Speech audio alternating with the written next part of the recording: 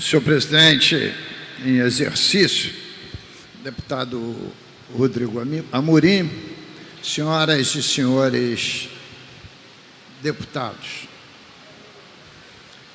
são muitos os temas que poderíamos abordar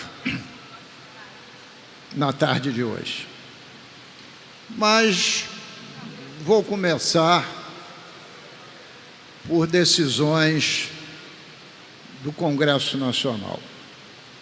Ontem, a Câmara de Deputados aprovou, transformou em lei, uma medida provisória, mantendo a estrutura inicial proposta pelo presidente da República. E com a parcialidade que sempre procuro ter, verifico que foi uma decisão sensata. Por que que o legislador iria criar 3 novos ministérios? Para aumentar a despesa? Evidentemente que seria uma medida insensata. Então, manteve o número de ministérios. Mas, por um placar muito apertado, tirou o COAF do âmbito do Ministério da Justiça para passar para o Ministério da Economia. Volto a dizer, um placar apertadíssimo. Fosse eu deputado federal, teria votado para que o Conselho, o COAF, ficasse sob a égide do Ministério da Justiça. É uma atividade afim no sentido da luta contra a corrupção. Quem trava a luta contra a corrupção hoje não é o Ministério da Economia. E a quebra do sigilo fiscal, associado à quebra do sigilo bancário, que é a atividade do COAF, é um instrumento importante, para ver se a renda é compatível com o patrimônio. E 2, para verificar se naquela conta específica, sob investigação, não tem recursos inexplicáveis. E a Polícia Federal, por exemplo, entre outras instituições, é subordinada ao Ministério da Justiça. Se não tivesse lá, votaria para o COAF ficar subordinado ao Ministério da Justiça. Mas isto traz algum nível de dificuldade, mas não intransponível, para que qualquer investigação prossiga. E, além do mais, não é uma decisão definitiva, como está parecendo que foi, porque falta passar na casa revisora, que é o Senado Federal. Porque verifico que uma das questões centrais desse país, para que ele tenha credibilidade, é você continuar o combate à corrupção. E, evidentemente, investigar não representa, inicialmente, sinal de culpa. E se ninguém está acima da lei, qualquer um do povo, qualquer um do Congresso Nacional, qualquer um dos parlamentos, qualquer um do Ministério Público, do Judiciário, do Tribunal de Contas, e por aí vai, pode ser investigado, desde que exista motivação legal para tal. Então, queria iniciar por essa questão que foi pauta da grande mídia de hoje. E, chegando à área de tributação, também deu-se início, lá na Câmara Federal, na Comissão de Constituição e Justiça, o exame de admissibilidade de uma proposta de reforma tributária, ainda muito tímida, em que associa os impostos federais com o ICMS e o ISS, para que ao longo do tempo o somatório desses impostos vire um imposto único.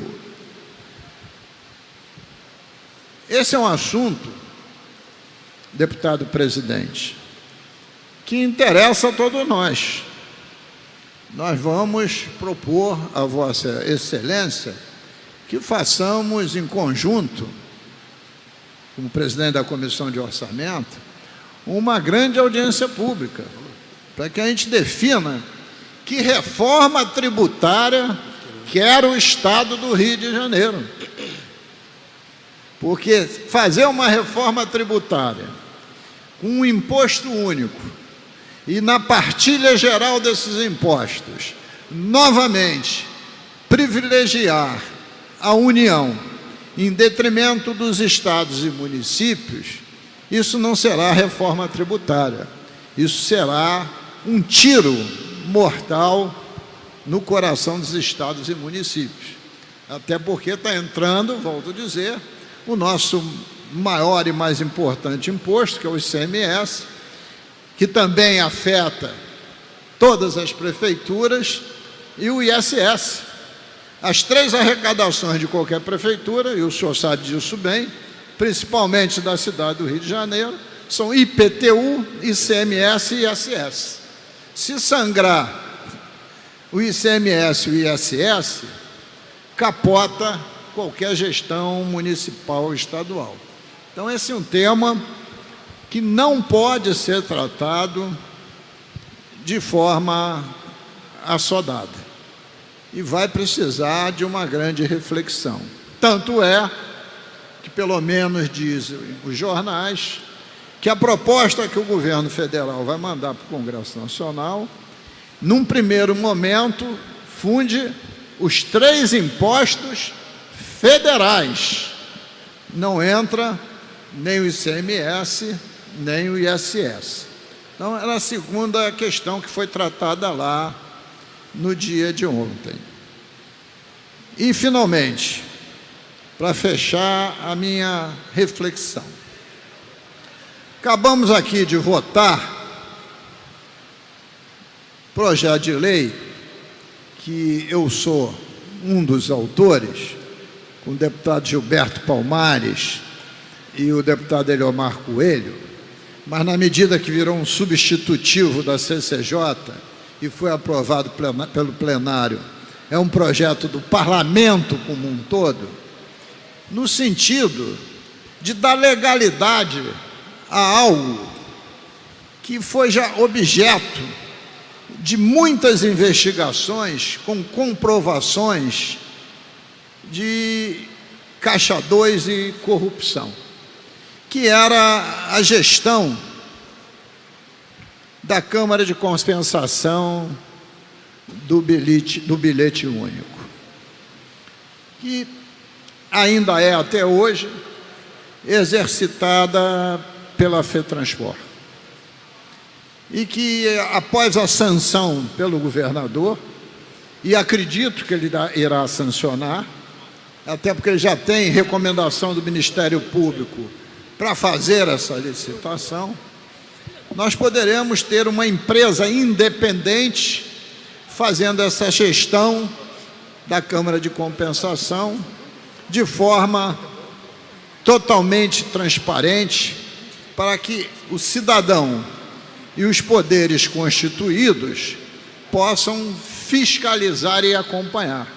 Estou falando do Parlamento Fluminense, estou falando do Tribunal de Contas, estou falando do Ministério Público, que são aqueles que têm os poderes constitucionais para fiscalizarem, e a população como um todo, que também tem poder de denunciar qualquer irregularidade.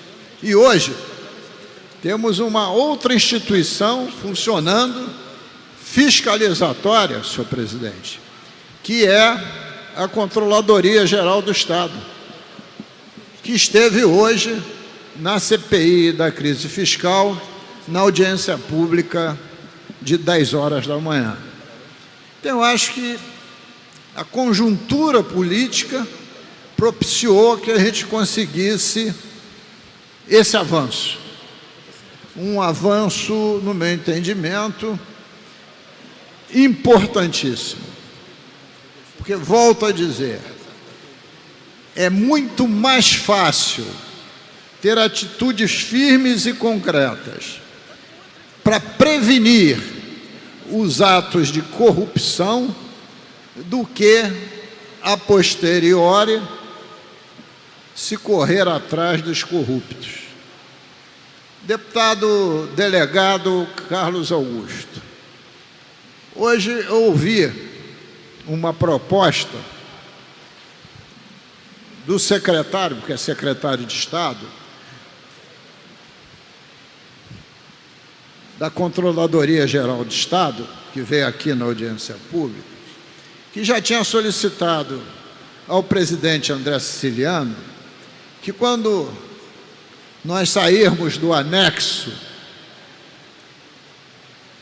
para o prédio aqui do lado do antigo Banerje,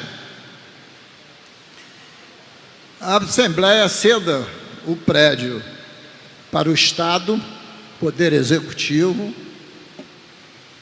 para que ali se instale a Controladoria Geral do Estado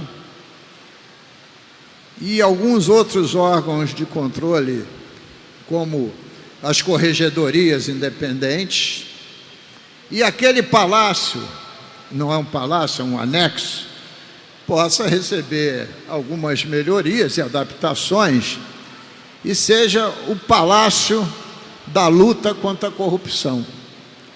E eu achei muito interessante essa ideia, porque ao anexo do Palácio Tiradentes, que foi e é o nosso herói nacional, né, nós teremos o Palácio de Combate à Corrupção, no sentido de combate, no sentido de prevenção.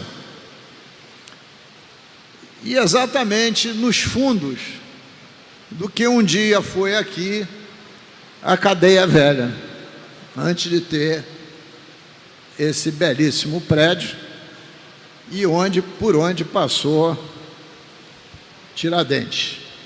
Então, queria concluir dizendo que hoje é um dia, e não é muito comum, que a gente sai do parlamento com algum sorriso no lábio, com alguma satisfação, porque ontem eu saí com o coração entristecido, não por causa da pauta que votamos, mas por causa dos embates ao final da sessão. E como cheguei aqui às 10 horas da manhã, não tive tempo ainda de almoçar, vou encerrar, porque quero comer um sanduíche, mas não um sanduíche que venha de Harvard. Eu vou comprar aqui no botequim da esquina. Muito obrigado, senhor. Melhor sanduíche que pizza.